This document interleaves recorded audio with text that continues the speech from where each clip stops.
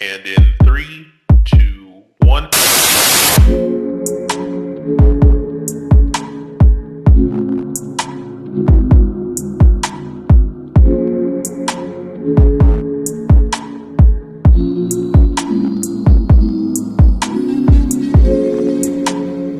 You are now listening to the Lapsed Graps podcast.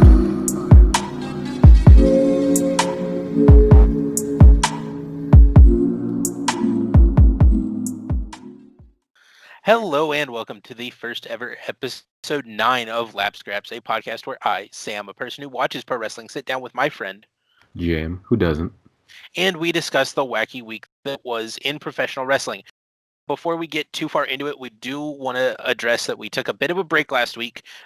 Instead of episode 8, you got a retro replay ahead of Bound for Glory. That's a format we're kind of playing around with, maybe going quarterly with that, monthly with that, just going back and addressing an old show from when we were both really deeply into the world of professional wrestling and coming at it with like a fresh set of eyes. So if you liked that, let us know. If you think we should tweak something, let us know.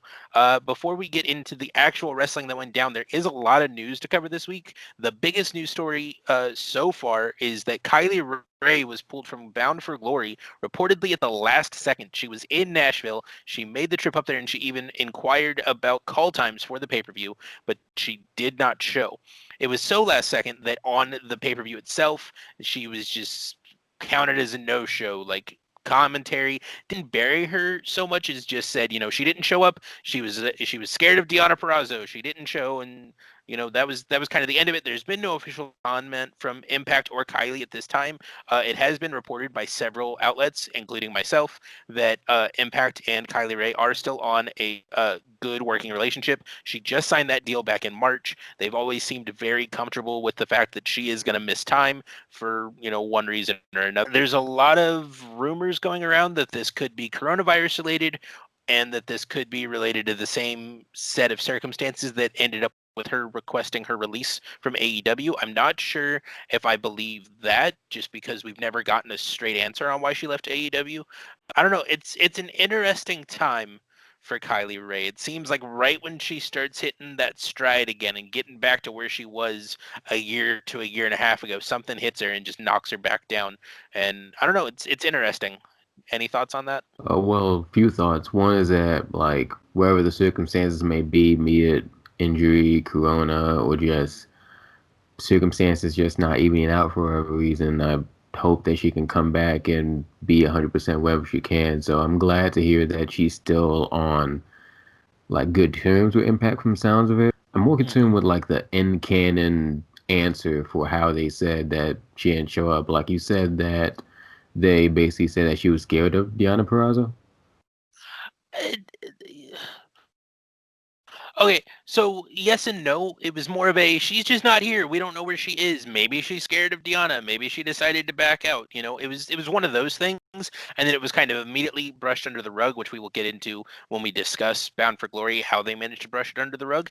But I did want to go in with a little more detail. It was reported by Brian Alvarez, obviously of the Wrestling Observer and F4W Online, that it was a non-serious injury. It was a very minor injury, but it prevented her from competing in the ring.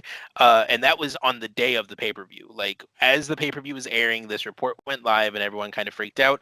It was contradicted basically by everyone with a computer that next morning, on Sunday morning, that there was no injury, that she made it out there, she was good to go, and she just never showed up. She didn't leave with anyone from the roster. She, rode up to Nashville with people on the roster, left on her own. A lot of roster members were very concerned and confused and had reached out to Kylie and people intimately involved with Kylie's situation and were told that she was alive and well. She just wasn't going to be there. So it's a lot of they said kind of stuff going on where, you've got the Wrestling Observer, who very much should have access to the Impact roster, or you would expect to have access to the Impact roster, I guess is the better way to say that, claiming that it's an injury, but it's a non-serious one. And then you've got Fightful, Wrestling Inc., basically everyone with the internet connection coming back that next day saying, we've also spoken to roster members at Impact. It's not an injury. She is okay. It was something else altogether that we're not comfortable commenting on at this time because of journalistic integrity. So it's a very weird situation. That is very weird. Like it's like you said, it kind of reminds me of the whole AEW thing that we never got a clear answer as to what happened there or why they parted ways, but it was just a lot of they said type of thing. So it's strange how many conflicting reports on it, but again, I'm mostly concerned on how they strain this out in storyline. If from sounds of it they haven't strained out yet, which is fine if she's not gonna be on the air yet right now, then they still have time to churn out an explanation, whether it be an in storyline injury or got attacked by Deanna backstage, however they want to do it. They've got time to figure that out. So I'm very curious on how they decide to work into the storyline. Yeah, agreed. And it's going to be interesting. It doesn't seem like it's something they're going to be tackling right away.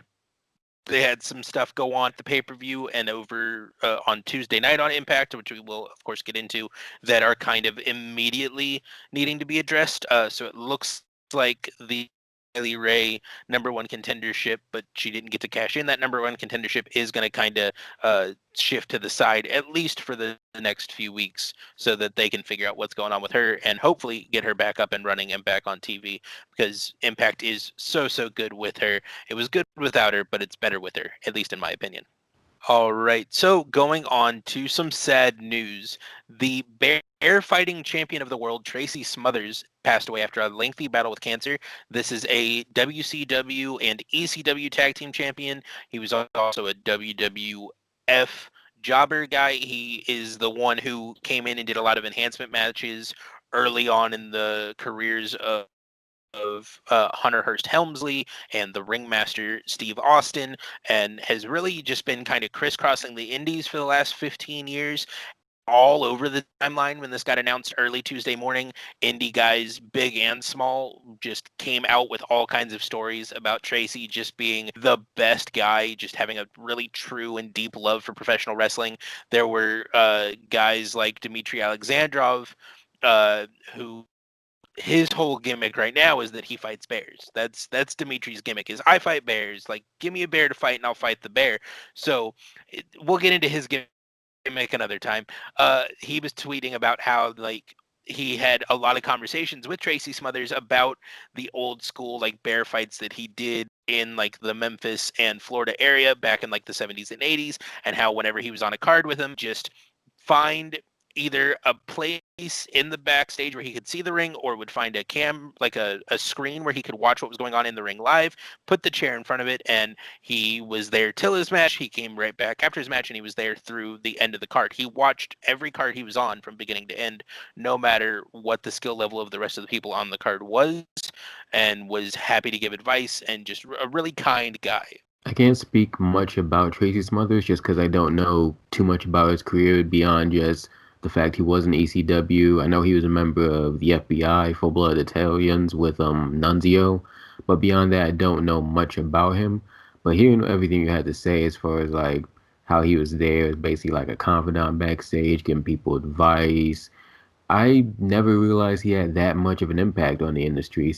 I give my condolences, and it seems like the industry lost a really important figure. Back to the NWA for just a moment. It was also announced this week on Twitter that Leo Rush is expected to debut with the NWA on Primetime Live next Tuesday. So you got any thoughts about that? Your eyes lit up real big there. So tell me what you're thinking. Who do you want to see him face? Oh, no, that's a really good question. I'm not super familiar with the NWA roster. The first name that pops in my head is Nick Aldis, and since that's the world champion, I think that's the world champion still. I would love to see Yeah. Leo Rush. Oh, yeah, it's cool. I would love to see Leo Rush just get a world championship match against him. Plus, I feel like those are just very different styles, technical versus like luchador, basically. So I think that would be a really fun match. Congrats to Leo Rush, just because he was always one of my favorite competitors on both the Indies and in WWE. So to see him picked up so fast, it's super cool. Especially since I thought I read somewhere like 3, 4 months ago that he had retired, had a retirement match. So if he can still find work in wrestling, I'm glad for him. Yeah, he had debuted with GCW, and then I believe like right after that match ended, he announced that he was done. Where my mind immediately went is that AEW and the NWA seem to have a working relationship right now, and I think Lio Rush and Darby Allin or Lio Rush and Ricky Starks could really do some fun stuff. Even if it's just putting Lio Rush and Ricky Starks on a mic against each other, or Lio Rush and MJF on a mic against each other, and just letting those two like talk or circles around each other for 20 minutes, I'd be happy with that. Obviously, you want to see them link up, but if they just end up talking, that'd be fun for me as well. That's a great point right there. I didn't even consider that their whole AEW NWA relationship. Like, I remember thinking months ago that like AEW would be like a perfect place for Leo Rush to thrive, not only as a wrestler but as a mic guy. And if he can somehow cross over into the AEW world, I think he's gonna flourish, especially if he's having matches against the guys like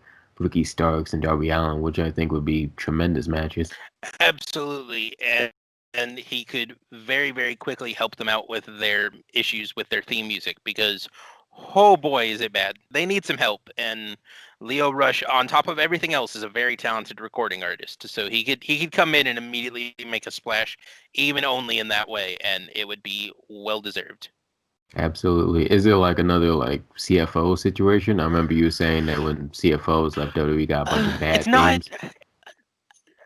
So CFOS was fired, and the guy they brought that WWE brought in is doing a lot of really like generic themes right now. I don't know who is behind the WWE themes right now because a lot of them are very, very good, but like the Cody theme is great. The Hangman Page theme is great. The Kenny Omega theme is great, but it's also his theme from Japan. The issue becomes when you bring in guys who either worked with WWE for a lot of years and can't use that theme anymore, or were just on the indies and we're going like, oh, use track 672 off my iPod as my entrance music today, and they actually have to have like themes now where it's not clicking. But the guys that were doing Ring of Honor, Impact, New Japan, where they had to have distinct theme music, John Moxley, Chris Jericho, guys like that, those all slap, for lack of a better term. They're all very good, if not a little corny in their own way. It's guys like Orange Cassidy, best friends to an extent, who I know were in New Japan, but I don't like their theme. Darby Allin, Ricky Starks, even because NWA doesn't do theme music. They're where you're starting to have issues with the theme music, where it really feels like they just went into like GarageBand and grabbed like the generic like layering tracks and just started saying like orange, orange, orange, orange, or like Ricky Starks over top of it. It doesn't feel as high profile as the rest of the program, and I feel like the program is one of such where like if the music feels corny, the whole thing feels off to me personally. I agree with that. Like the entrance for a wrestler is probably the most important thing about a wrestler. Like it's your first impression if you've never seen a wrestler wrestle before, and half of the entrance is the entrance music. If you got bad entrance music, then you kind of lose interest in the wrestler, or it's hard to leave an impression of the wrestler. Like even the names you named off, like Darby Allin, Ricky Starks. I'm trying to remember their AEW themes, and like nothing's clicking with me. The only thing I can think is that if they went like the WWE route, it seemed like WWE, especially with CFOs, they did a lot basically asking wrestlers what you want your theme to sound like, and they would show them like a random song on their iPod and say, hey, make it sound similar to this. And then you get something like Finn Balor's theme sounding a lot like Out of the Black by Royal Blood, which it's a great theme, great song. So if they can just kind of take that type of, what do you call it, working template, maybe they could find some gold there in AEW. Yeah, no, I definitely agree. It's one of those things where obviously you're working at a bit of a disadvantage because the WWE has been around so long, and if they have a star in the making like a Triple H who in the 80s says, no, I like Motorhead, make it sound like Motorhead, and they go, okay, we'll just get Motorhead to do it. You don't necessarily have that connection to pop culture yet. that WWE has on the path of AEW, but Tony Khan's a billionaire. His dad's a billionaire. You can pay these people to make good music. Let's jump into the actual wrestling that happened this week. So we're going to kick it off with Hell in a Cell. Nothing really of importance happened on Friday Night SmackDown, so we're just going to skip that show. Hell in a Cell opened with the Roman versus Jay Hell in a Cell match, which was really, really good. Roman is just vicious. Jay didn't really have that, I'm strong and I'm happy and I'm the good guy comeback moment. Roman just from the jump was just beating this guy down. At one point, he laid him out in the corner of the ring with like his head against the not turnbuckle, but the turnbuckle post, like with his head kind of out of the ring under the ropes. He picked up the steps, put it next to the dude's head, went back to the other corner, ran and kicked the steps into his skull so that his skull was caught between the steps and the post. It was an insanely brutal spot. He chokes him out at one point and leaves him laying, which kind of forces Jimmy, who I guess is back from knee surgery, which is why he was out of the draft, to come running down and get between them to start, trying to get him to back off. That he's using their real names. This is Josh, man. This is Josh right here. Whatever you're going through, we can help you out of this. Like, we're family. It's not. You can get away from Paul. You can come back into the fold. We will help you. It's fine. It's fine. Don't worry about it. Roman looks like he's going to kind of back off. He's feeling real more crying in the ring. It's really a powerful moment. And then he immediately starts choking out Jimmy as well. Jay starts to wake up at this point as Jimmy's like clawing for him, trying to get him to wake up, trying to get him to help him. And that's when Jay, just with wild eyes, says, I quit. The match is over. Jimmy and Jay are out of the family. This was a great match. I've loved the storytelling that was done with Roman and Jay over the last 2 months. I hope it continues past Hell in a Cell, but I hope it continues with Jay, if that makes any sense. Or I'm sorry, not Jay, with Jimmy, if that makes any sense. Like, Jay has absolutely put in the work. He has done what he needs to do, but he's been beaten cleanly twice. Jay is kind of done with this feud. Let him disappear for a week or two, recuperate, and then come in with the big save near the end. Let Jimmy take up the mantle and take up this fight. I would agree with you there. That seems like the natural way to progress the storyline. Like, you already beaten Jay definitively in a regular match, and now a Hell in a Cell I Quit match. So there's not much more you can do with the feud beyond that. So the natural thing would be have Jimmy step up to play if he's really ready to get back in the ring. Though I kind of want to bring something to your attention a little bit, just one question, just because I didn't see the match. I didn't see much footage from the match or any footage at all, really. But my friend watched the match. Jay, shout out to Jay Young Snafu on Instagram. He hits me up, and well, one thing you need to know about Jay is that he loves wrestling, but he hates wrestling at the same time. And he hated this match. Oh, so he's me. Exactly. And he hated this match. He said there's too much. I almost want to read the text verbatim that he sent me, but he basically straight up said that there's 95% storytelling. There's no actual wrestling. They were just screaming at each other. This sucks, and he hated it basically. And it seems like you're definitely.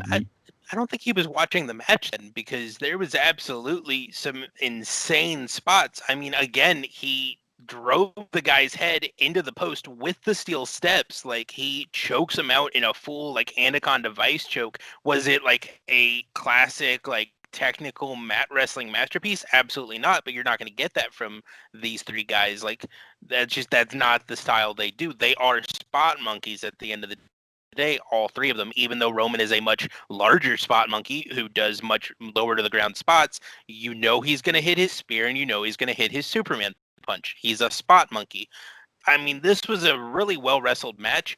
There was a lot of story being told, yes, but I mean, wrestling is story, so I don't understand where his issue with the match comes from personally. So basically, we're saying on the air that my friend is wrong about everything. I mean, you're not. I am. You're I'm not. totally am. Oh yeah, no. Then yes, he's wrong. He's welcome to his opinion. His very wrong opinion. Yeah, and I brought that up just out of curiosity, and I guess you kind of answered the question already, but just as far as like, is there such thing as too much storytelling in wrestling if most of it is just dialogue? Not if it's done well. Not if it's done well. I don't. Okay, so think back on this one for me. The Mega Powers explode.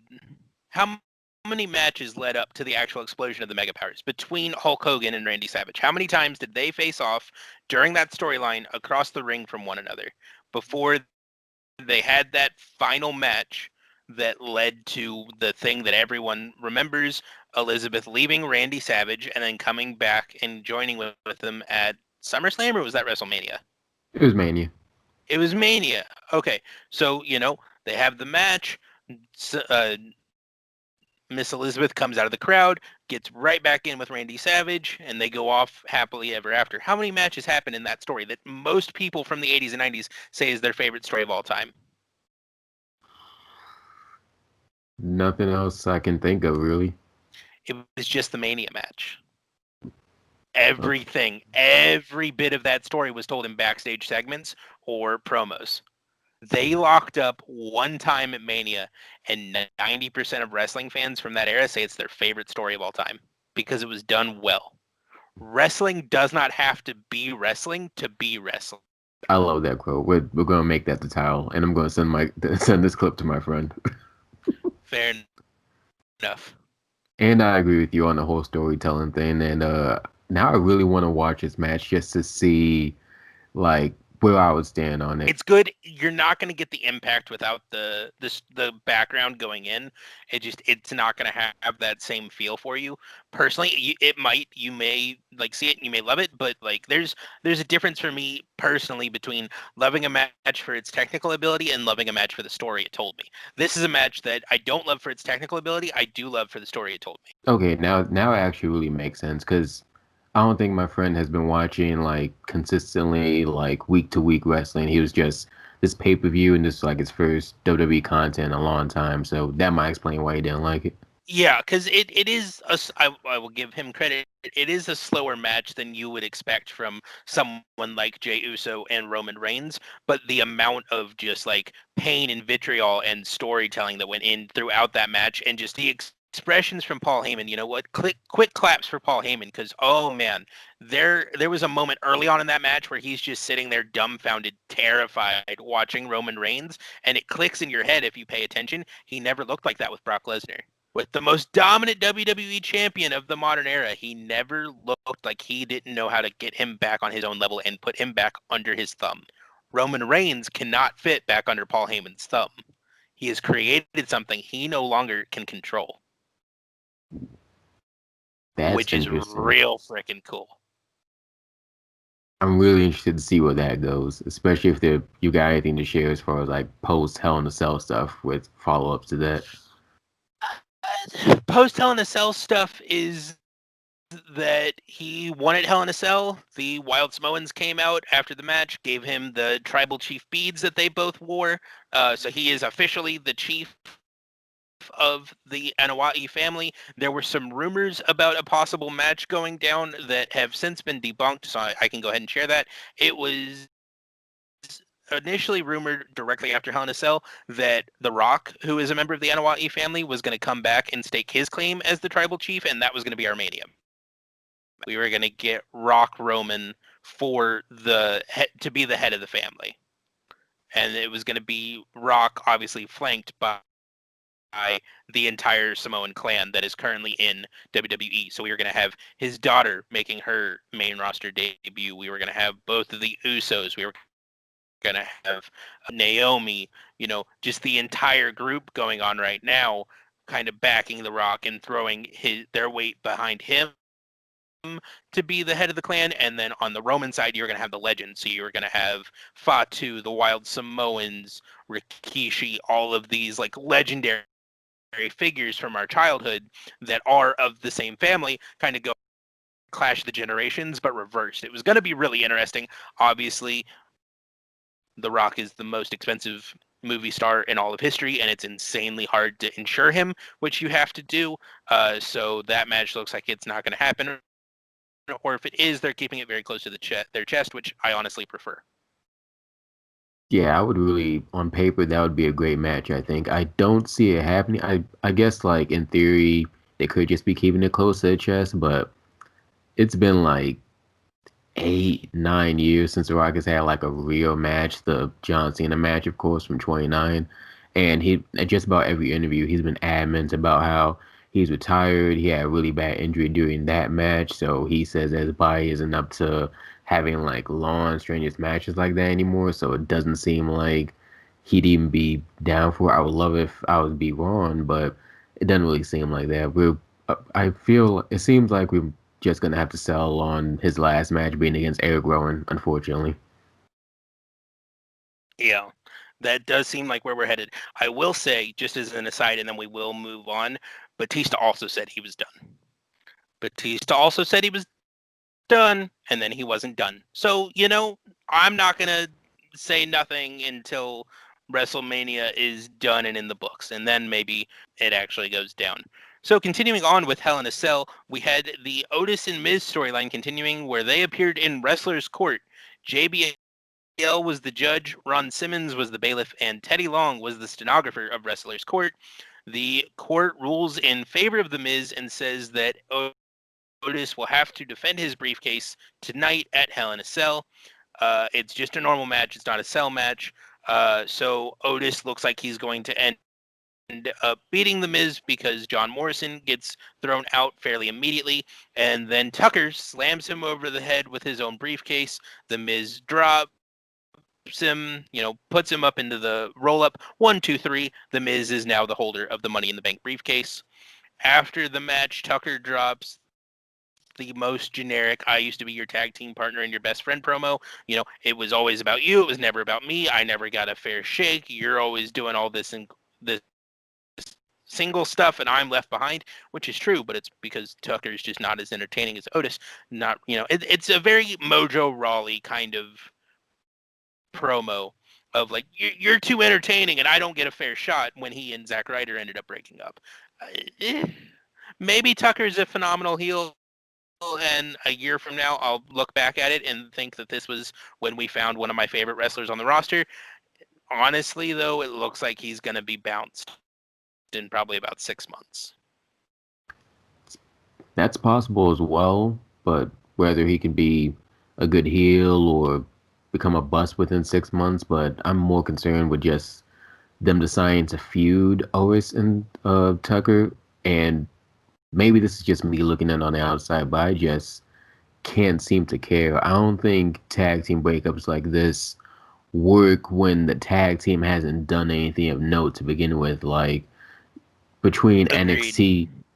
between NXT and the main roster stuff, they've only been together like 2.5, maybe 3 years, and they never won a championship together. So it's like, who really cares? And I feel like tag team breakups like that, where they never won a title, haven't had any success together to speak of, that only works when you're the Rockers breakup and you're the tent pole of tag team breakups. That was the only one that were, and technically they did win the tag titles. It just never made airtime, but nonetheless, like that was the only one I think worked. And I can't see.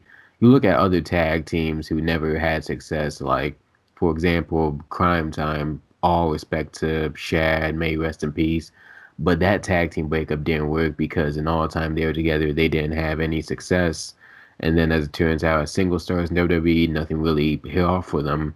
And I think with stuff like that, it mostly boils down to, I think, we as an audience don't want to see them break up. We would like to see them have single success because we just like them as wrestlers, but we don't want to see them go against each other. Like people wanted success for JTG and Shad. Nobody wanted to see JTG versus Shad. And you can even go back as far as Edge and Christian. I remember a lot of people saying that they wanted Christian and Edge to have great solo success, but nobody really wanted to see Edge versus Christian at the time. And I see that being the same with Otis and Tucker. Like, who wants to see Otis versus Tucker right now. Yeah. See, now all I can think of is a rated RK Otis. Just Randy Orton and Otis just walking around in leather jackets with long hair, and just like being like gross, grungy dudes with each other. That's all I want in my life now. But no, to your same point, yeah, it's tag team breakups for the sake of allowing someone to do a singles run when the tag team hasn't had any like success doesn't make sense, because if the tag team hasn't had any success and no one really realizes that, oh hey, they're an active tag team on the roster, just let them do single stuff and then come back together for their tag team stuff. That's fine. No one really minds. Just breaking them up and then like immediately leaving someone off to the side to like falter and die, just it doesn't make any sense to me. But maybe again Tucker will surprise us and he'll not suck. Maybe. Maybe. Or maybe he'll end up back in NXT, which honestly I think might be a better fit for him anyway. Possibly. And like to piggyback off that one more time, like I feel like with just the draft happening, they could have just, if they want to split them up, they could have just literally split them up. You go Raw, you go SmackDown. Like you don't necessarily have to have the versus thing. If they had New Day break up by just putting two of them on Raw and one guy on SmackDown, you can have Otis and Tucker just split off from each other. Now that you say that, I think they did draft them to different brands.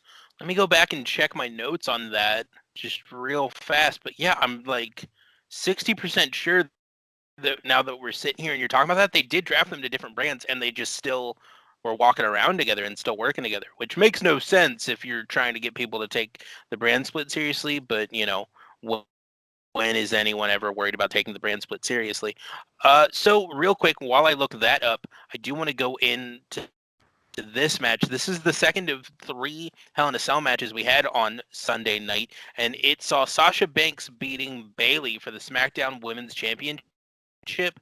This is the match that your friend was looking for, where it's just two people just beating the hell out of each other. There was no crosstalk. There was no, long monologues and storytelling. This was just two people getting their aggression out in a ring. It was really, really good. They really tried to give New Day and the Usos a run for their money for the best Hell in a Cell match of all time with the spots they put together. It just wasn't as fluid as that match back in 2017, so it just missed the mark. But this was a really, really good match.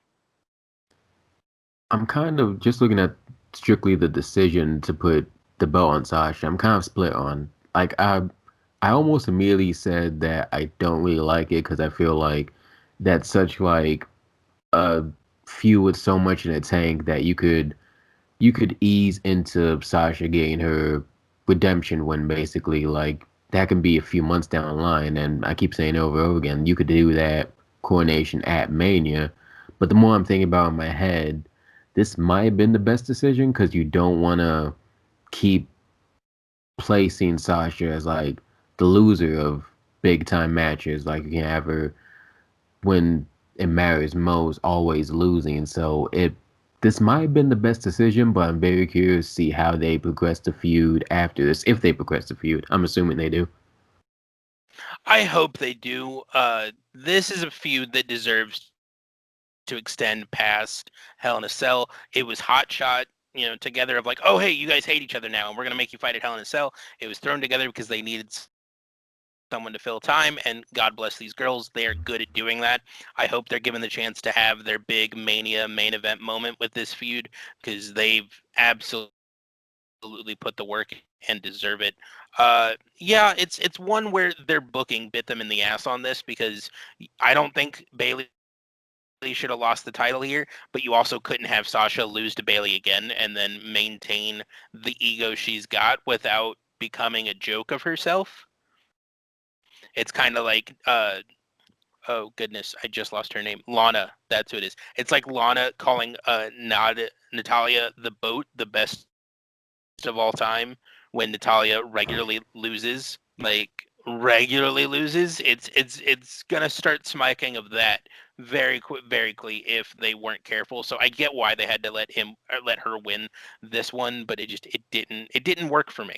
So, like, as a side note, that I really like that as a nickname, the boat. I might have to keep using that. Yeah, the boat is great because the first time it happens, she is the boat, and then Natalia looks. She goes, no, it's the goat, and she goes, why would you be a goat? That doesn't make any sense. And then it was just, it's a really good bit of comedy that makes you realize how underutilized Lana is right now. And just to jump back in real quick, Otis and Tucker were drafted to different brands. So Otis was on SmackDown and Tucker was on Raw. Man, they really did not waste time in saying the draft doesn't matter, huh? No, not at all. Not at all. Oh well. Maybe next year. Yeah, maybe so. All right, so jumping into the final Hell in a Cell match on the night and the main event of the evening, we had the current WWE champion Drew McIntyre taking on Randy Orton for the 700th time this summer. We're now very much into the winter because it is almost November, but good God, does it still feel like it should be May. This was actually a really, really good match. It felt like the end of a feud, finally. Like, on the complete opposite spectrum of the Sasha Bailey, where I want them to keep going. I want them to give them the legs to do this till Mania. Please, for the love of God, give Randy something else to do. Which, by all accounts, at the end of the match, they very much seem like they're doing. They very much seem like they're saying, okay, that is what happened is what happened, and we'll get to the result here in a second. We're now moving to this. And I am very excited for where they're going.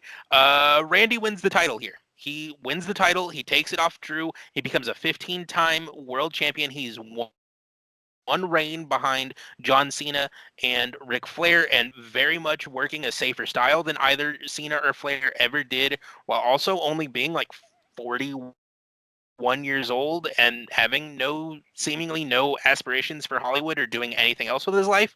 So it looks like, unless this is the last or the second to last title reign he's ever going to have, it's going to be Randy Orton who finally breaks this record. Congrats to him. Like, I know I said a couple weeks ago that, like, I don't think he should win it, and I'm still kind of on the fence that he should, but hey, great worker, safe worker. He put in the hard work, and like you said, never even tried to go Hollywood. So, shout out to him. Congrats to him. Yeah, shout out to Randy Orton. He deserves it, I guess, but I'm very curious to see, I like, love well, that. I guess. I guess. He deserves it, I guess. I don't know. Maybe. You deserve we'll see it. if he lives up to his hype. There needs to be a "you deserve it," I guess chant now. But um, the more that yes, why not? exactly, the more that I'm thinking about it now, it might be a good thing that he won it, because I'm guessing that with Mania around the corner too, they could just pick up where he left off with Edge. Like, because I think they said Edge was going to be out for a year until around Mania season or 2021 at the earliest, early 2021. So if they do want to go back to that wall and have them finish the trilogy they never got to finish, Edge winning at Mania or winning at Backlash before Edge got injured, they could have Edge come back and say, hey, we never had that third match. I already beat you before. I want to beat you again. Let's have one more match. And if they want to give Edge that one last run he never really had before losing the World Heavyweight, I'm sorry, not losing, but vacating the World Heavyweight Championship when he retired, then that might be a good place to go. So there might be a silver lining to this 15th championship reign. That would be very cool. That's not what they're doing. That Okay, I'm would be curious very now, what are they cool, doing? but it's not what they're doing. We will get into what they're doing when we get to Monday Night Raw, but that is not what's going on. Okay. I'm particularly excited for what is going on. But before we get into Monday Night Raw, we do want to jump over to Bound for Glory, which happened on Saturday night.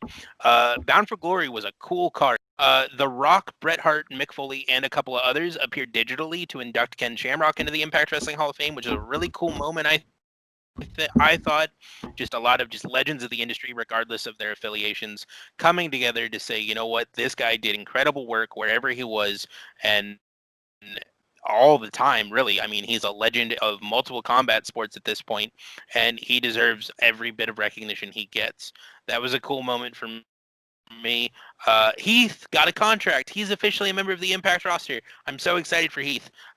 He got a hernia like 2 minutes into this match, so he's not going to be able to use that contract, but he does have a contract. So he and Rhino were members of the Call Your Shot Gauntlet. They were in this gauntlet match. It's like a reverse Royal Rumble where you all start in the ring, and you know what a Royal Rumble is. It's not a big deal. So the plan initially, according to Dave Meltzer, was that Heath was going to go the distance. He was going to win the match. He like immediately gets a hernia, gets tossed out of the ring, and then Rhino, being like 50 something years old, goes the distance and earns that contract for his tenure. It was a good enough match. Obviously Heath having the hernia, and then we got a report later on that backstage Tommy Dreamer had chipped 3 teeth and was in like searing pain the entire match. So the fact that they had done that, worked it that way, was incredible. Like you didn't realize that injuries were going on when they were happening. So that was really, really cool.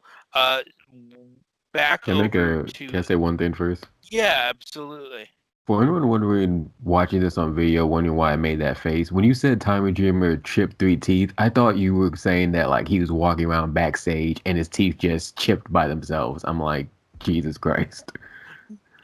No, we have no indication of how he chipped 3 teeth, but yeah, he apparently chipped 3 teeth through the course of the evening and was still just wrestling with the 3 chipped teeth, which if you've ever broken a tooth, that shit sucks. That hurts so bad. So like, you know what? Props to that guy. That is impressive. Over with the Impact Women's Champion, the Knockouts title, obviously. So Kylie Ray, the number one contender, was meant to appear on the card, was meant to earn was meant to challenge for the title. She obviously couldn't appear. So Susie appears, but she's not Susie. She's Su Yung. Su Yung is back in Impact Wrestling and just beats the holy hell out of Deonna Purrazzo. Su Yung is your new Knockouts champion. It's only the second reign of her career, which doesn't feel right to me. Like she's been around and such a like stalwart of that division for what feels like a decade at this point. The fact that she's only held it twice now is crazy, but she won the title. She's holding the title now. I'm super excited for her. It couldn't have happened to a nicer undead bread. Yeah, I'm happy for her. She's always been a great wrestler, and like you said, like I'm surprised it's only her second reign. Like even if she's only been there like 4 or 5 years, she's been like a staple of that division with people like Rosemary and Ty Valkyrie. So I guess maybe it's a result Taya having the title for like a year, 2 years, something like that. But maybe this is the second of many reigns to come, I guess. But I'm kind of well, I'm tempted to ask like how they made the transition from Susie to Su Yun, but understanding this like a last minute thing with Kylie Ray pulling out at the last minute. I'm guessing they kind of hot shy it without like a storyline explanation. Yeah, so throughout the weekly TV over on Impact, like there have been bits like flashes of Sue. Like so Susie will be like talking, interacting with someone and someone will piss her off and she'll just like do the hard zoom to her face and she's like all freaked out and pissed and it like jumps back and she's happy and bubbly and nice because she's a phenomenal character actress. So there have been bits and pieces of that. So uh, to my memory, we don't see what sets her off and makes her do that full turn, but she does the full turn backstage. Deanna thinks she's coming out to wrestle Susie, who is a much weaker wrestler, much less intense wrestler, and then Su Yung appears and Deanna like knows immediately that she's screwed. Puts up a good fight, but loses ultimately. So maybe we'll get a little bit of a further explanation down the line of why Sue made that switch to Susie. Maybe we'll get an interesting angle when Kylie returns, where maybe Kylie is the thing that grounds her, and maybe Kylie's the thing that keeps Susie. So you've got the issue of, well, Su Yung holds the title, but when Kylie's in the ring with her, because she is still very much the number one contender, she's Susie. So who actually holds the title in that instance, and is the title even being held if Susie's the one in the ring? It's an interesting bit of character development that wouldn't really work anywhere except for on the indies or Impact Wrestling. So I'm pretty excited to see how that goes. Yeah, same here. It seems like there's a lot of interesting prospects there. It seems like they could go like a Three Faces of Foley route, like with him in the in the Mm-hmm. Royal Rumble, getting eliminated, coming back as a different character. They could do that with this title reign. It would be very different. I'm curious to see how they do it. But I think it could be interesting, especially if this leads into like a Deanna versus Su Yun feud. Especially since they kind of it sounds like they did a really good job of protecting Deanna after she just won the title. Like her excuse can very much be, I wasn't expecting Susie or Su Yun. I prepared for Kylie Ray. Mm-hmm. Then I was ready to wrestle Susie. Then all of a sudden Su Yun comes out. I want a rematch. And they do the whole spiel there. So I'm very curious to see what they do there in the coming weeks. Yeah, no, absolutely. It'll be really interesting to see how that goes down. Continuing on with Bound for Glory, Rohit Raju retained his X Division title. He was in a scramble match with all of his previous challengers. So that's TJP, Chris Bay, Jordan Grace, and Trey Miguel, and one more, I think. No, actually, that might be it. So he retains the title. He gets it through dastardly ways. Jordan Grace does the Grace Valley Driver on Trey and is looking like she's gonna pin him to win the title. Rohit pulls her off, pins him, retains his title, and kind of escapes by the skin of his teeth. This is a really good way to keep Rohit the champion and keep him strong, because he did win the match, but he just barely won it. I think it's a really good way to keep him champion, keep him in the consciousness of the public right now without really doing too much damage to any of the competitors. I would agree with you there. I'm curious to see like what is everybody's stance on Heat Waju retaining, because I'm kind of getting flashbacks of last year's Bound for Glory when everybody went a match thinking, hoping Tessa Blanchard win the X Division title, but the last person anyone expected to win, Ace Austin, ended up winning. So how what was the reaction with Raju retaining? Everything I saw was fairly positive. Like, there were a lot of people really excited at the prospect of Jordan Grace winning that title, just because she has made her name on the indies as a person who like specializes almost in uh intergender matches. So we were already kind of fantasy booking really cool what's it called, defenses for her. Obviously that didn't happen, but it could happen in the future. But yeah, it seemed like a pretty understanding and welcome response to the fact that like this is how this was going to go. Okay, I'm glad it's understanding at least. That was gonna be my next question. Like, was it like as egregious as the reaction to Blanchard losing last year? Just kind of curious there. No, definitely not. It was a much the issue with Tessa last year was she didn't lose to anybody going into that match, and then obviously Ace Austin came out of nowhere and pinned her. The thing they've done better this year with Jordan Grace is they've allowed her to lose a couple of times to Danielle Dashwood. They've been close matches, they've been near losses, but they're still losses. So it's still showing, she is beatable. She just can also beat anyone she needs to on a given day. So it's a lot more even keel booking, a lot less like she's incredible except for when she loses kind of booking, which softens that blow a lot. Okay, that's good. That's a good way to book it, I think. Absolutely. So the last bit of news that we're going to cover from Bound for Glory, Rich Swann is the new heavyweight champion. He defeats Eric Young in a really good match. Good for Rich.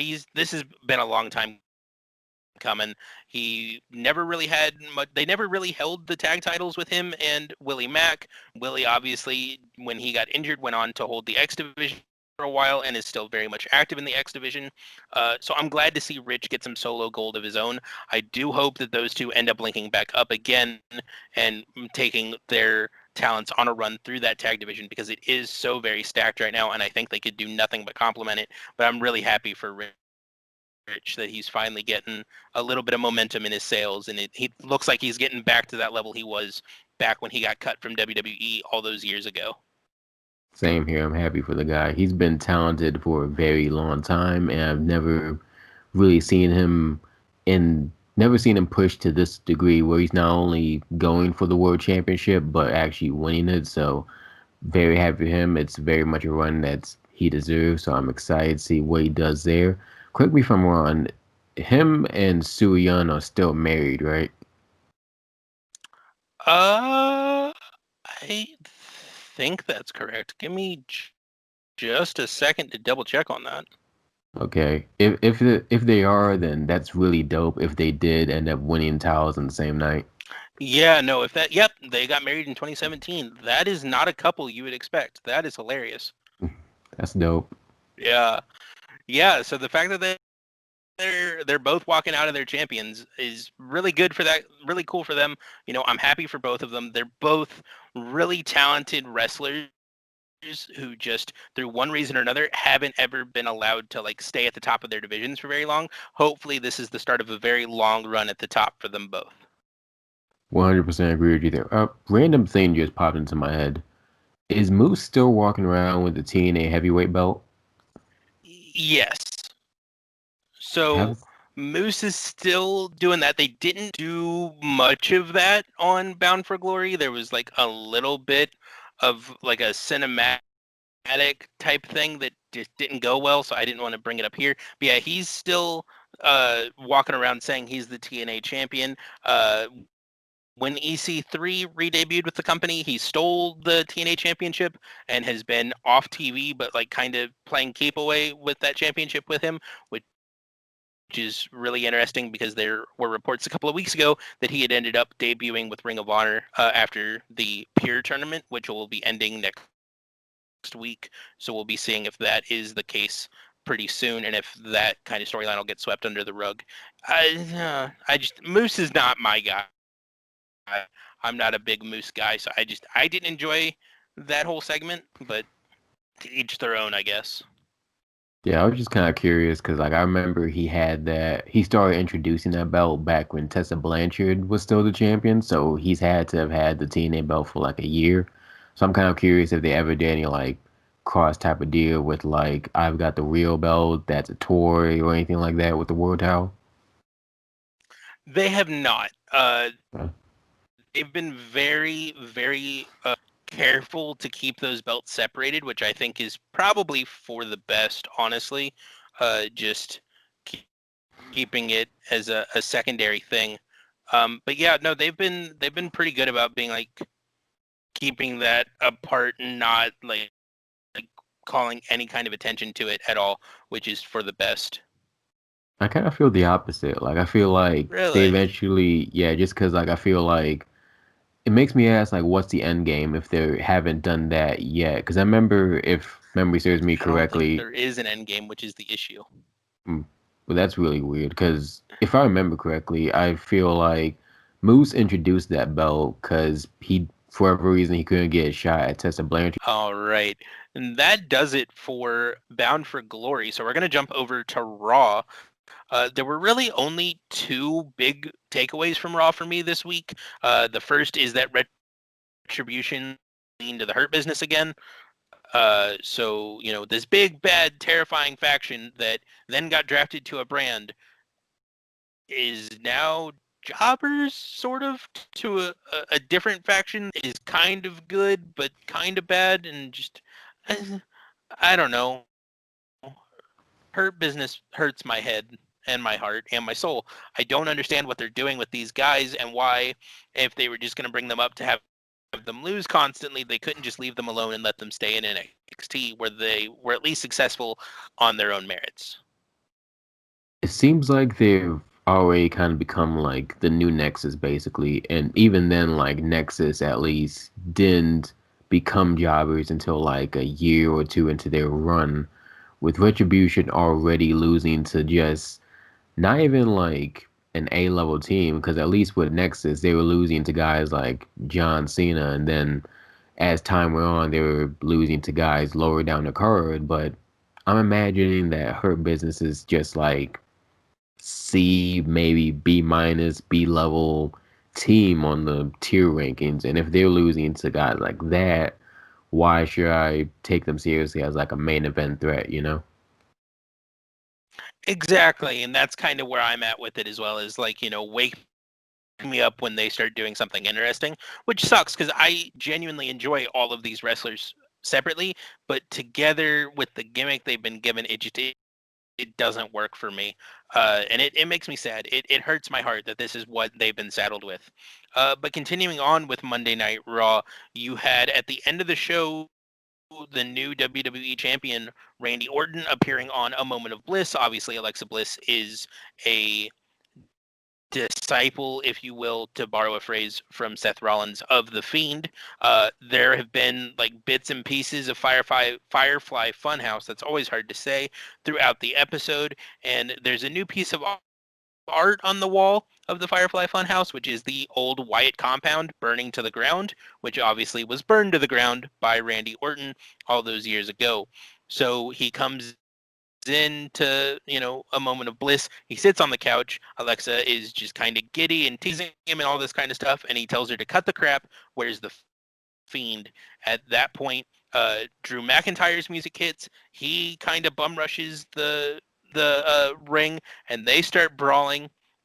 uh, Randy beats down Drew and kind of makes his escape and starts backing up the entrance ramp. The lights go out, the lights come back up red, and the Fiend is behind him. Randy does not turn all the way around. He just kind of looks over his shoulder, sees the Fiend out of the corner of his eye, has that mental moment of like, no, I'm not doing that, and just walks back down into the ring because he is more comfortable being in the ring with the man who put him in the middle than he is with the man standing behind him, which I thought was a really cool piece of storytelling. And that's how the show went off the air, was Randy and Drew beating on each other in the ring with the Fiend and Alexa on the ramp watching over the whole ordeal. So this is a really cool piece of storytelling. It sets up for a really long-awaited feud, at least in my mind, between Randy Orton and the Fiend, and it looks like they might actually give the Fiend a meaningful win for a strap.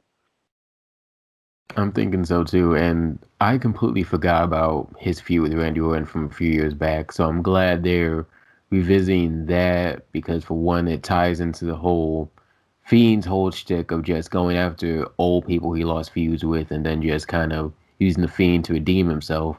And two, like you said, like it's a good way to give him a meaningful strap, especially since he lost the Universal or the second Universal Championship so fast back at SummerSlam, or after SummerSlam, I should say. Like if and I think it's a good idea that they're having Drew be an element of this feud too. I know you said that they've kind of wrestled too many times, but if they say start with like a triple threat between these guys for the next month or two, triple threat feud, and then ease into just Orton versus Bray one on one, and that's where Bray wins the title back, then that's kind of a good way to just stretch this out a little more, make this a long-term storytelling type of deal. All right, so jumping over to Halloween Havoc. Uh, uh, Shotzi Blackheart is living her best life on Halloween Havoc. You can tell that she came to WWE with the express purpose of revitalizing this show. She's got like 6 different costume changes throughout the night. She looks phenomenal in all of them.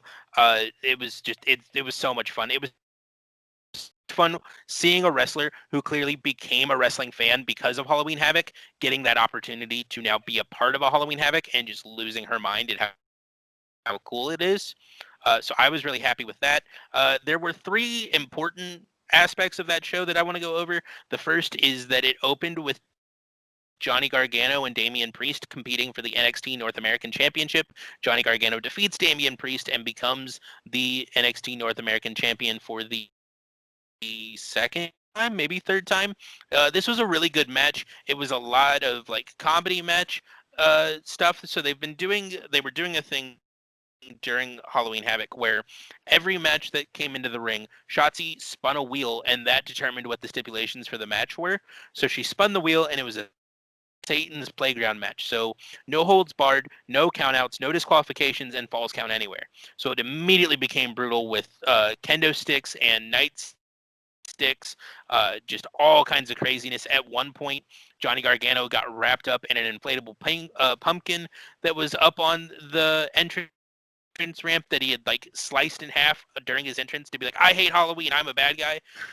He was like being beaten with a kendo stick while he was wrapped up in that canvas. That was really it goes to show how much I love Damian Priest, man. I mean, he was amazing in Ring of Honor as Punishment Martinez. He had a bit of a rocky start with the whole Damian Priest character, but he's really found his own, and I really, really like this guy. Yeah, I'm also a big fan of Damian Priest, so like I feel like, and this is just me just assuming things, the fact that we never really talk about his Tower Reign as much, I get the impression that he's kind of had an uneventful Tower Reign. And if that's so, then it might have been the right call to put the towel on Johnny Gargano instead. But what do you think about his Tower Reign as a whole now that it's over? Uneventful is the word for it, but I don't know that it's his fault. I mean, he got the title because uh, Keith Lee relinquished the title and then he won a tournament. So like he had a really good run up to the title, and then the way he won the title was just kind of, oh, well, okay. And then it just kind of moved on from there. There haven't really been any title defenses of note that jumped to mind for me. So yeah, uneventful is probably the way to do it. And I don't think it's his fault. I think it's just another instance of WWE kind of booking themselves in a corner with that title. As much as I love Johnny Gargano, I'm so tired of Johnny Gargano in NXT, man. He feels like he's been there for 20 years. It's very much one of those things where go to Raw, go to SmackDown, get some new faces on that brand, fight someone new. Give me the Johnny Gargano Daniel Bryan match that I want. Give me Johnny Gargano Cesaro. Give me Johnny Gargano Sheamus. Give me something new. I'm tired of watching him fight the same 6 guys on a loop all around. And I get that he loves NXT. I get that he loves the schedule he's got. It's just he's starting to get stale in a way that makes me sad because he is seriously talented. He is so good. I'm starting not to care when I see Mr. Takeover show up on Wednesday nights. Do you think they could do something fresh with him with this new championship reign? I don't think he's going to do anything interesting if he's still in NXT. Unfortunately, I don't, unless you bring in just easy name off the indies. Like if Warhorse shows up next Wednesday on NXT and is like, I want the North American title, that'll be cool. That'll be dope. I don't think anyone that he could face in NXT right now is someone that I'm like dying and clamoring to watch him wrestle because he's been there for so long and he's wrestled so much. And it's different between him and Ciampa because Ciampa was injured for so long and was wrestling injured for so long and just is so charismatic that like he's going to have cool stuff going on. And during his time being away, there were really impressive people that came in like Cameron Grimes, like Dexter Lumis, like Damian Priest that he can face off against. It's just there's that level of like I don't really care to watch Johnny Gargano wrestle these people anymore, which I get makes me a hater, but whatever. It's where I'm at where like I don't care. I want to see him move on to Raw or SmackDown and do something interesting. I get where you're coming from, but I slightly disagree just on like a storytelling perspective. Just because like the reason I say that I get the impression that Priest has had an uneventful reign is because we never really seem to talk about him for whatever reason. I just get the impression that if there's nothing to talk about, then there's nothing good or interesting happening with him. With Johnny Gargano, like this is his second or third reign, and we're already talking about him. Like obviously we're talking about him because he just won the belt, but I feel like Johnny Gargano has become a staple of NXT for so long that anything he does, whether you love it or hate it, becomes, if not must-see TV, then at least something to talk about, I think. And if he can get next to guys who need the rub or can put over people with that championship and make them must-see TV, make them must-talk about TV, then that can be a good thing from this reign, if nothing else. Fair enough. I mean, hopefully I'm wrong and you're right. Well, only time is going to tell on this one, unfortunately. But we've got plenty of other wrestling to talk about while we wait for him to either flop or fly with that. So we'll see in the coming weeks. So, current NXT Tag Team Champions Danny Burch and Oney Lorcan are now employed by Pat McAfee. It was revealed last week when we took our break that Pat McAfee is the one who hired Ridge Holland to beat down Adam Cole all those weeks ago at Takeover 31. So he is the reason that that Adam Cole was kind of deposited on the edge of the ring. Obviously, Ridge Holland was injured that very next Wednesday in a match with Danny Burch and Oney Lorcan. So the kayfabe story here is that McAfee said, well, if you could beat the guy that I hired to beat the guy who beat me, then I need to hire you. So he kind of brought them into the fold. Uh, they're in the ring. They're cutting a very good heel promo. Pat McAfee saying, he's here to change the face of NXT. He's here to be the savior of NXT, da da da da da. And then Kyle O'Reilly kind of makes his run down to the ring. He's really the only standing member of the Undisputed Era right now because you've got Adam Cole out with injury. You've got Bobby Fish, who's dealing with injury still. And then you had Roderick Strong beat down last week by Oney and Danny Burch. So he's the only one really left. You think he's going to kind of face off with them alone, and then music hits, and it's oh goodness, Pete Dunne. Pete Dunne's music hits. Okay, so you think he's going to come down alone? He's going to face off alone. Try to do the whole 1v3 thing, and then music hits, and lo and behold, Pete Dunne is in the US. He's back on NXT proper for the first time in over a year. He looks phenomenal. It's so cool. He's right up there on the ring apron. They're kind of eyeing each other, giving each other the side eye, making, enemy of my enemy is my friend kind of a thing. And then he pulls out a steel chair. It looks like he's going to get in the ring to kind of face off with Pat McAfee, and he smacks Kyle O'Reilly over the head with the steel chair, knocks him out, then leaves him in the ring for Oney Lorcan and Danny Burch to kind of go to town on. Pete Dunne has joined the faction of Danny Burch, Oney Lorcan, and Pat McAfee, and of course Ridge Holland when Ridge Holland is healthy. This is a really interesting choice for Pete Dunne because I feel like he is the kind of character that doesn't need a faction behind him. Like, he feels to me and smacks to me as such a big deal, especially on the UK scene, that bringing him in as like the fourth member of a faction, it doesn't feel like it's going to last very long.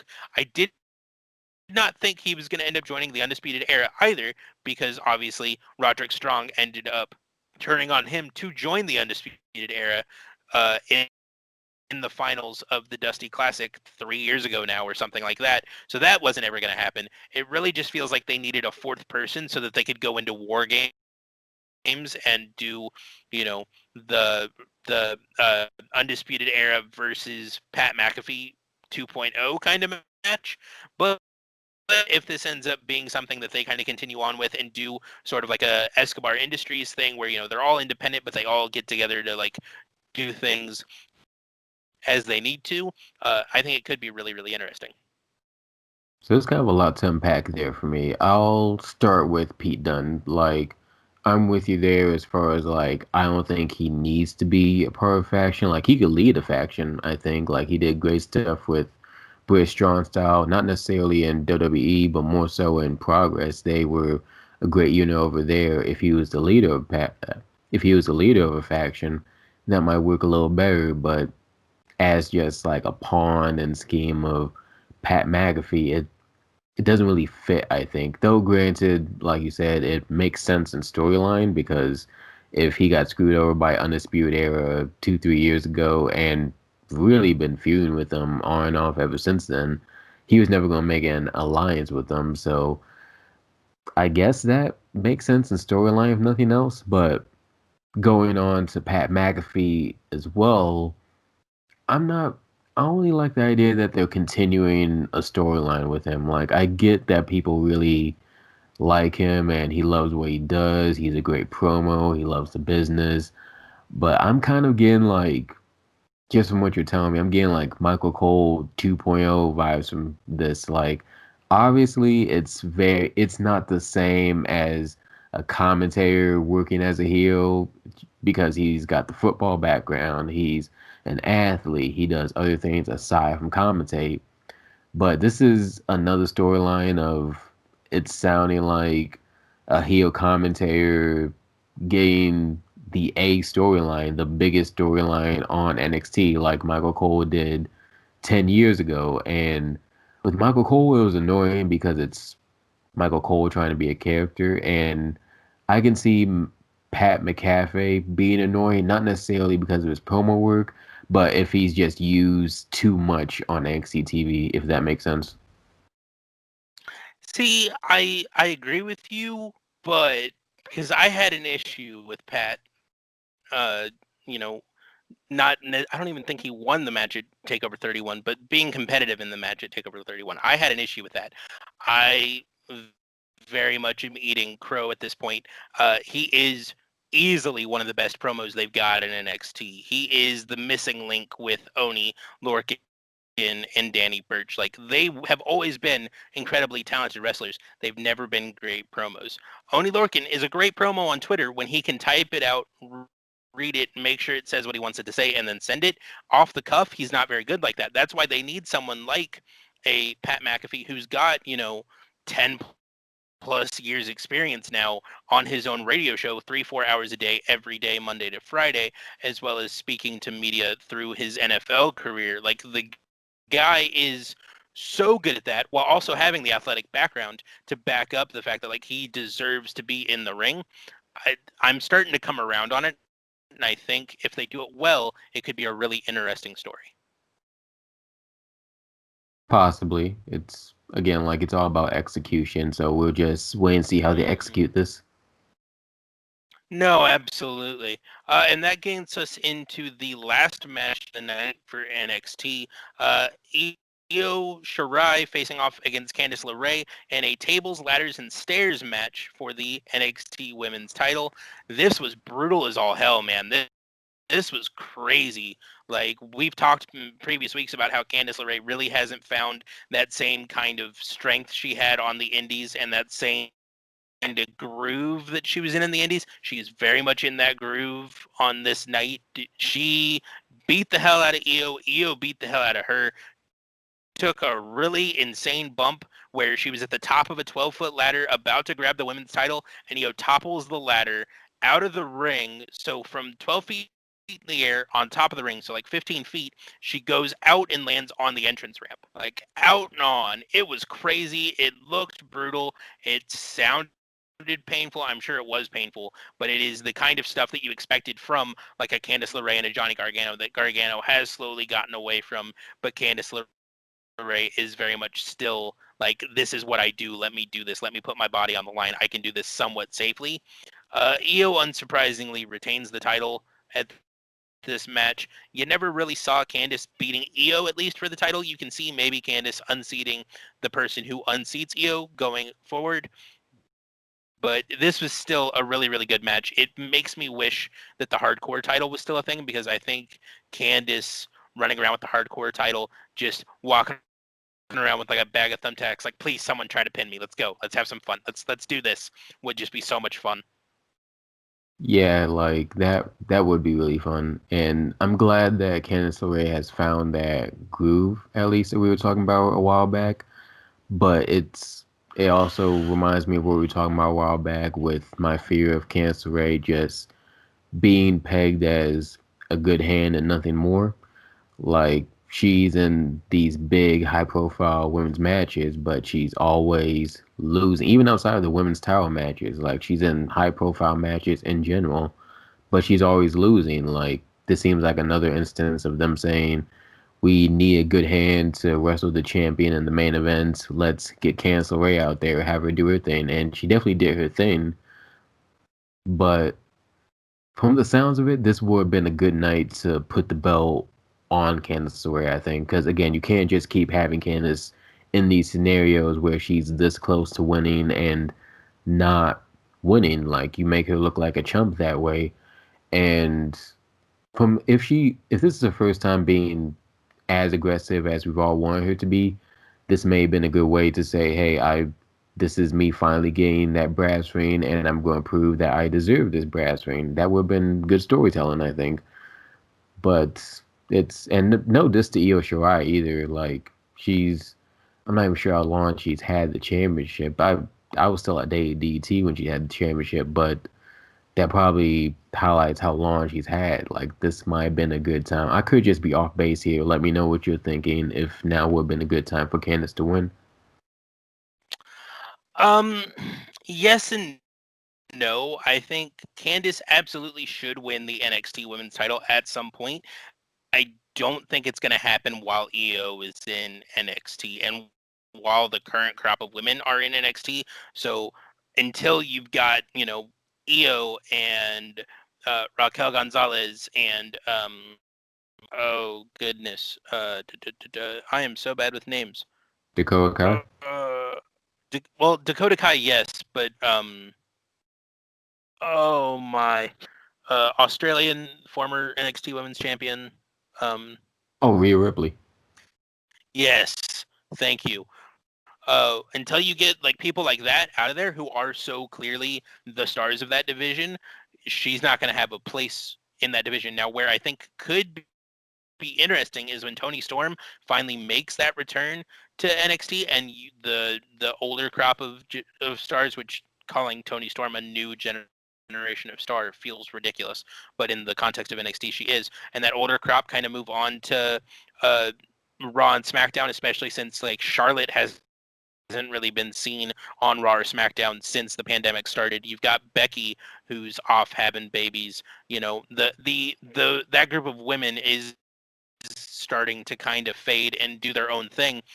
Once those groups kind of move in, and you've got uh, Toni Storm and Candice LeRae and Ember Moon all kind of in NXT and being that like front line, that old guard for this younger generation like Shotzi Blackheart to kind of come up and prove themselves against. That's when I think you put the title on her. I think you do the same story you had with Johnny Gargano, where him and Ciampa were good hands for years. They did, they were just enhancement talent in NXT for 2 years up until they won that match at TakeOver Philadelphia and shocked the world and became NXT Tag Team Champions. And then from there, catapulted their careers to what they are now.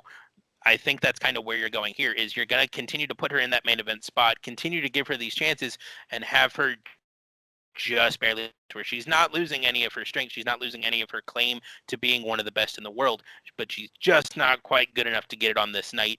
And then you'll eventually give her that title and she'll be off to the races.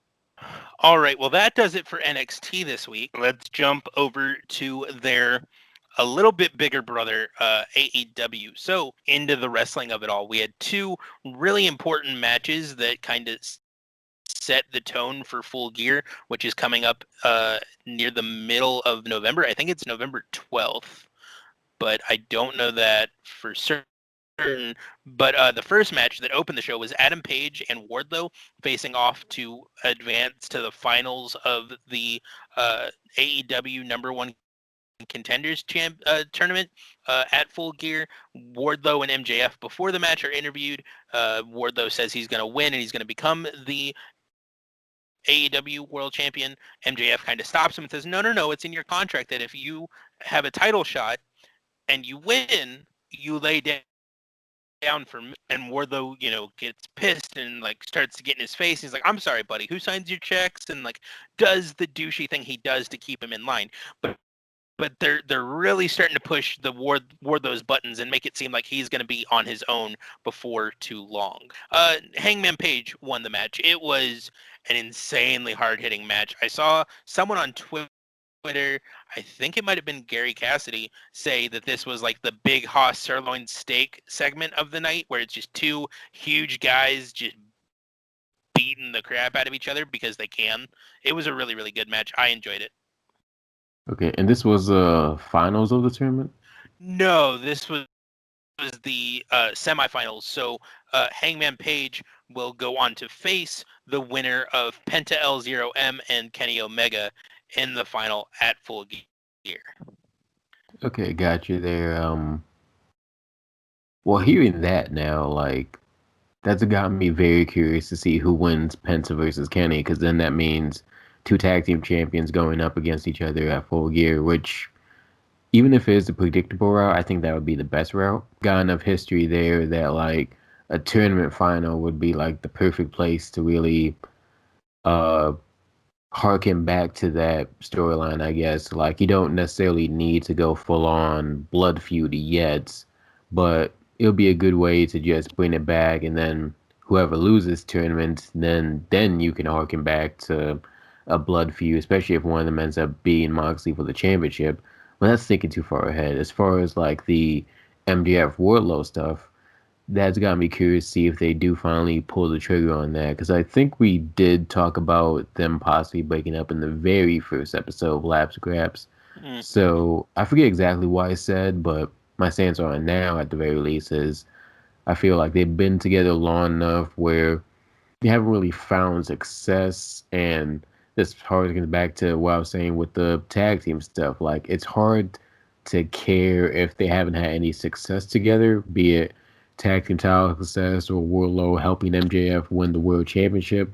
But I feel like they have they have a better chance at succeeding as single stars rather than a pairing together. See, I agree and I disagree with you. I don't think the analogy of the tag teams in WWE works here because they've never really operated as a tag team. It has always very clearly been like MJF employs Wardlow to keep him safe.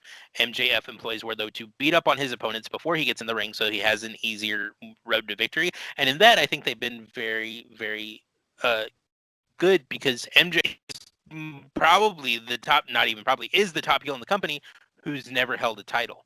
He's never been tag team champion. He's never been TNT champion, and he's never been world champion, but he feels like he's on the same level as all those guys. He feels just as important as Hangman Page and Kenny Omega and Cody Rhodes and John Moxley. He feels like he has that kind of cachet behind his name without holding a title because of how good he is. And I think the longer you can keep Wardlow with him and the longer you can slowly turn Wardlow either face or just make him kind of a gray area tweener kind of a thing and just give him a reason to beat on Moxley, or not Moxley, MJF, the bigger star you're going to have coming out of the other end of that, because nothing that happens to MJF is going to diminish his star power in AEW. I mean, he got the crap kicked out of him by Cody Rhodes, and he's still as big as he is. He cowers in front of Moxley regularly, and he's still as big a star as he is. He has transcended the need to win matches to be important. And I think the longer you keep guys who do need to win matches with him and aligned with him, the better off they're going to be coming out the other side of it. That is a really good point. You changed my mind on that. Like I feel like originally I was thinking that Warlow would hurt more from this feud than MJF, just because Warlow hasn't helped MJF win a championship, and it makes you question his credibility as a bodyguard if MJF hasn't had too much major success on his own, and Warlow hasn't been a direct reason for that, especially when MJF is kind of succeeding just riding on low blowing people and cheating to win without necessarily needing the help of a bodyguard. It makes you question why Warlow is there, and if he can't help MJF win matches, how can he help himself win matches? But I do think you make a great point in saying that Warlow just beating up MJF is gonna put him over big time as a babyface. So it's time to just ride out the days until that finally comes. The sooner that happens, I think it'll be better for the both of them. Yeah, no, I tend to agree with that as well. I think you're starting to get to a point where Wardlow hasn't really been seen on TV very much. He is somewhat active on Dark, but he doesn't wrestle very often on the main program. And I mean, neither does MJF, but MJF at least has the ability to talk and to go to steak dinners with Chris Jericho that end up being musical numbers and things like that. Like he has ways to keep himself relevant on the program that Wardlow hasn't quite found a way to be a part of just yet. I think maybe separating them off and letting him kind of enter that big Hoss division of a Mr. Brody Lee and a Murder Hawk Monster Lance Archer and just being a big, scary, imposing guy who just wants to go in and beat on people is going to be better for his character in the long run. Yeah, that would be a great role for him. Backtracking a little bit, did Jericho and MJF have a musical dinner thing? Oh yeah, that happened last week while we were on our break. Yeah, so they went to a steak dinner together, and then it ended up with a kick line in the middle of the.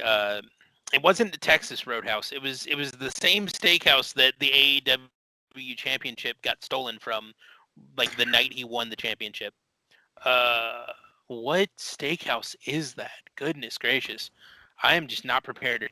I'm looking it up. Just give me a second. Longhorn Steakhouse in Tallahassee, Florida. That's the one. So yeah, so they were in a Longhorn Steakhouse because of course they were, and they're talking. It's all fun and games, and then they start like singing, and there's a kick number. It was really weird, but also beautiful at the same time. It was perfect wrestling shenanigans. It was great. It was so good. I'm gonna have to look that up. I love a good musical. Absolutely.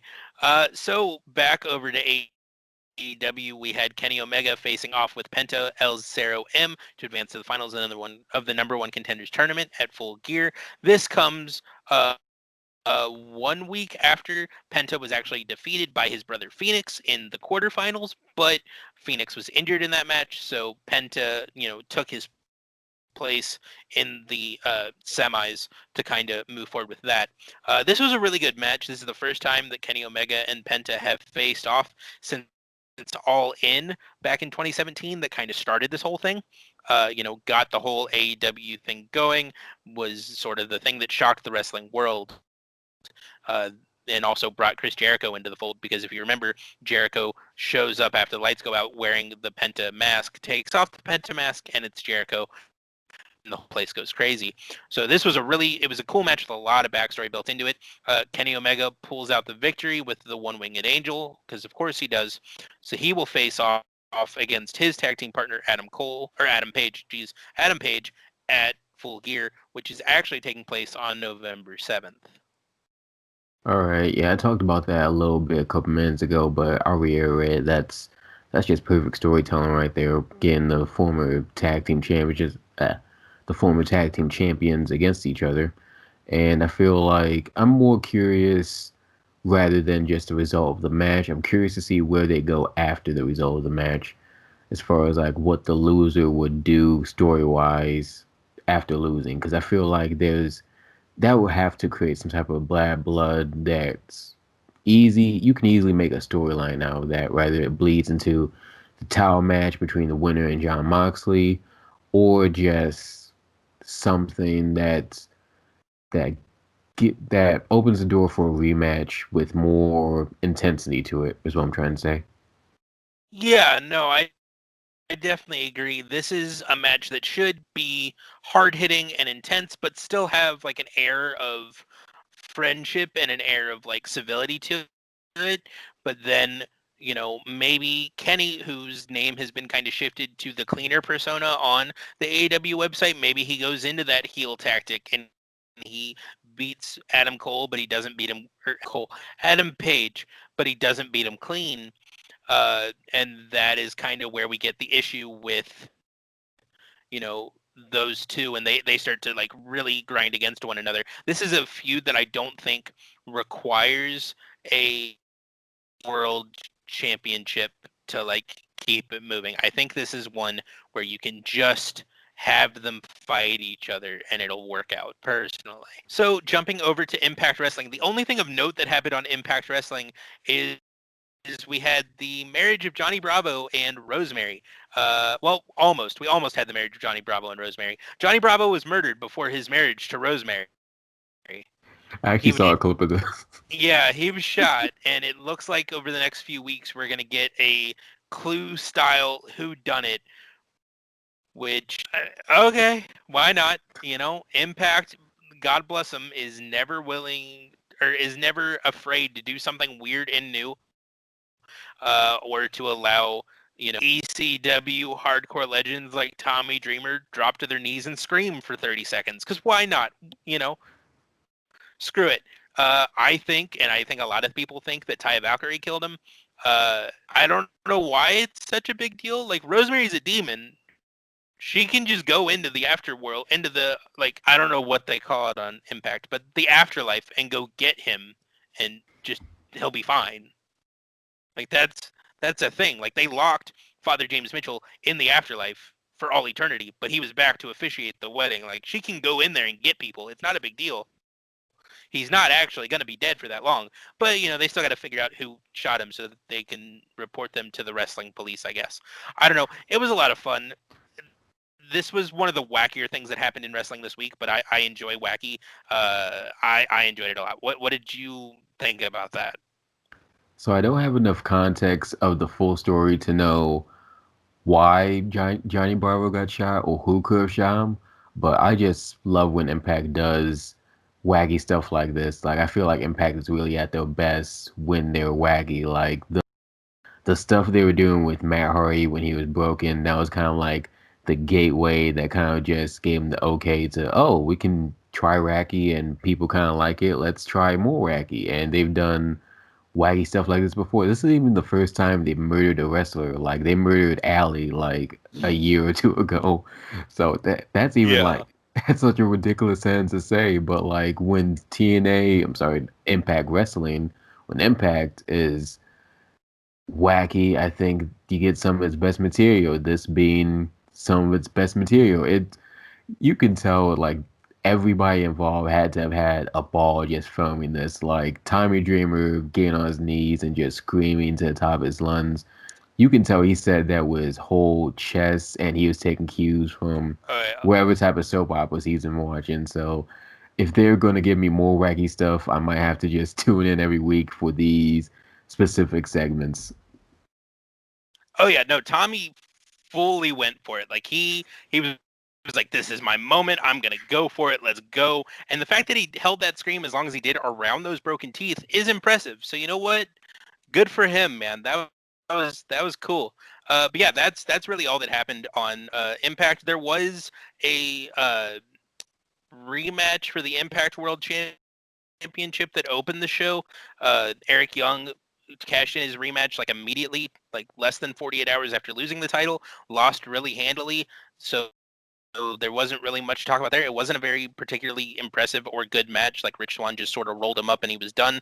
It was a weird way for that to go. You would think they would want to extend that feud out a little bit longer. So it makes you wonder if maybe Eric Young is coming to the end of his agreement with Impact Wrestling, is going to kind of, fade off into the sunset, having held that world title again and, establishing a new main event star in losing that title, which if that's what he chooses to do, more power to him, and hat for a great career.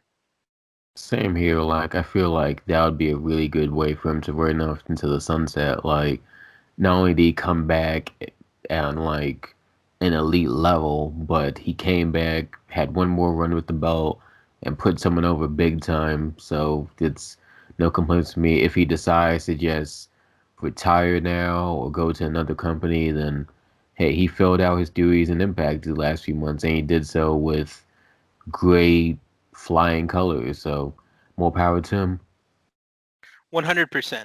So jumping over to New Japan Pro Wrestling, while we were on the break, the end of the G1 Climax came. Kota Ibushi is your G1 Climax champion. He is only the third wrestler in the history of the G1 Climax to win two climaxes in a row, and he's the first wrestler in the history of the Climax all the way since 1974, when the tournament was officially sanctioned, to reach the finals 3 years in a row. He defeated Sonata in the longest match in G1 Climax history, because of course G1 Climax finals matches have no time limit. That match went, I believe, like 54 minutes, something crazy like that. It was really, really good. I'm so happy for Kota. There were a lot of people real worried when he didn't end up coming over and going with Kenny to AEW, that he was going to kind of get left in the dust and just not really have anywhere interesting to go in New Japan. But New Japan is obviously very much invested in him as a performer. So I'm really happy to see where this goes and to see what he ends up doing with that contract at Wrestle Kingdom. Yeah, that's dope for him. Like I always was a big fan of Kota Ibushi. He was actually the first New Japan match I ever saw. Like, it was him versus Nakamura at Wrestle Kingdom 7, I think, something like that. And that was like my gateway into New Japan Pro Wrestling. And I don't know if you've seen that match, but they tore the roof off. That was an amazing match. And even right there, like, I was more impressed with Kota Ibushi than I was Nakamura. Nakamura was a dope character in the match, but wrestling wise, I had my eyes on Ibushi, and ever since then, I've really been trying to follow the career of Ibushi as long as I was in wrestling. And to see him win it 2 years in a row now, I think this is finally going to be like his big breakout into the main event. Well, not into the main, because he's already in the main event, but as far as winning the title, like, I think 2 months from now, he's going to beat Evil in night one or night two, however they do the main events in 2021. But Wrestle Kingdom, I think this year, next year, is going to be Ibushi's night, and I'm already excited for the guy. Everything I've seen from him was great, and I think him winning the belt is the next logical step for him. Yeah, this definitely seems like the time to put the strap on him. Like as talented as he is and as dominant as his performance in last year's G1 was, it just wasn't the time. They had other stories that were more pressing, and it would have seemed way too much like, hey, you stuck around when all your buddies left. So here's a title. Be happy about that. Like it would have felt too like here's a consolation prizey. But now, watching him literally put his body on the line for years and years and years and just be so dominant and so talented and so skilled for so long, this feels like the right time to put that strap on him. And hopefully he gets it when January 2021 comes around. Absolutely. And it could be an interesting way to kind of establish that AEW New Japan working relationship that we've all been kind of hearing about and hearing rumors of and hoping for since Tanahashi appeared digitally to congratulate Jericho on 30 years and remind him that he had never beaten him. This could be the way to kind of get into that as, you've got Kota going down to the ring, facing off against Evil alone, and then Kenny's music hits. And it's not so Kenny can beat him down. It's not so Kenny can turn on him. It's just so Kenny can be in his corner. Just so Kenny can support his friend or his ex-boyfriend, depending on which reality you're facing off with. It could be a really interesting and organic way to establish that working relationship and kind of continue that relationship going forward. I didn't even consider that. That would be so great if they harken back to their history, that storyline, which I'm very much of the whole belief that that is an ex-boyfriend, but that's just me. I definitely agree. I don't understand people who look at that full history and go, no, they're just buddies. It's like, no. They were No, they're literally not. called the I mean, they Golden can be buddies, Lovers. but they're not just buddies. Yes, True, but exactly. again, they were literally called the Golden Lovers, so Yeah. But some people just can't help but say, but wrestling is straight, and without realizing that wrestling is the furthest thing from straight. But that's a conversation for another episode. So true. that brings us to the end of the week in wrestling, and brings us to my indie spotlight. So obviously, I watch a lot of wrestling, but I also watch a lot of indie wrestling, and I use this time to kind of recommend something that you may not have seen that you should go and seek out. This week's recommendation is The Masked Wrestler Episode 1, which is free right now on Independent Wrestling TV. The actual episode and the Unmasked are both free right now.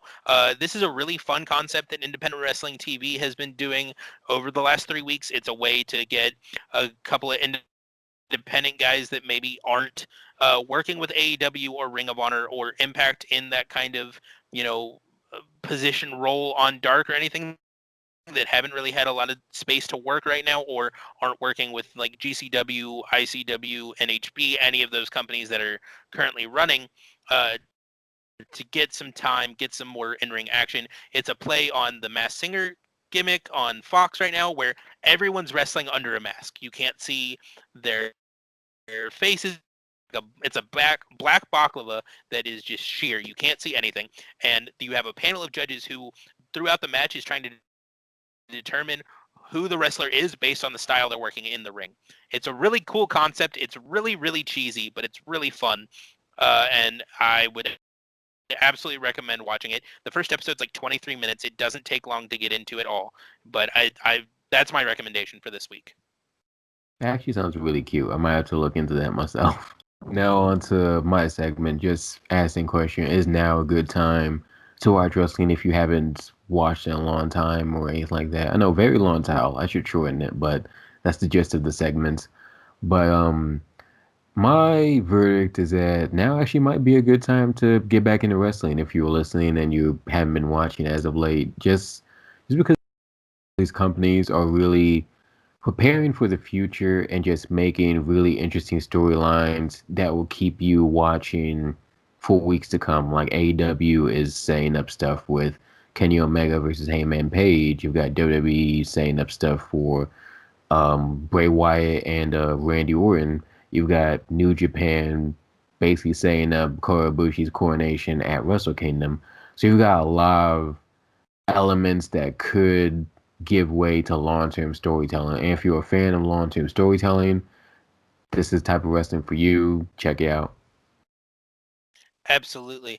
So thank you all so much for tuning in. You can follow me on Twitter at GladenCommaSam. That's GladenCommaSam, and read my coverage of all things pro wrestling, both at dailyddt.com and fansided.com. And you can follow me at WhamBamIsJam on Twitter and Instagram just to check out the dozens upon dozens of projects I'm being a part of for whatever reason. I'm, podcasting stuff, mental health check-in podcasts, whatnot. What else? Oh yeah, Transstellar Film Festival. I think I mentioned that before. I'm a judge for that film festival. We've been working on getting that together for the last year, and Virtual Film Festival has finally come together. The Transstellar Film Festival Virtual Festival is going to go live from November 6th to November 8th. You can get your tickets now. You can get tickets at transstellarfilmfestival.com. You can check out our Twitter at transstellarff, where we drop trailers and clips of movies we will be playing at the festival. Tickets are $10 for a day's worth of content, or you can get the $30 package where you can get all 3 days of content of the film festival. So it's a whole bunch of hardworking people got this together. Transstellar Film Festival is the only LGBTQ film festival in Michigan. Whole group of people came together, have been working so hard for a year, and it would be nice if you come along and support that for just to see all of their hard work come together. That was a long-winded way to say that, but yeah, support the Transstellar Film Festival. Absolutely. Don't forget to subscribe to the show on YouTube and wherever you get the podcast. Leave us a rating and review. It really seriously helps us out. You can also follow the show on Twitter at lapsedgraps. That's LAPSEDGRAPS. We're on TikTok. We don't use it very often. We're on Instagram. We use that a little bit more often because we actually know how Instagram works. But until next, we out. We out.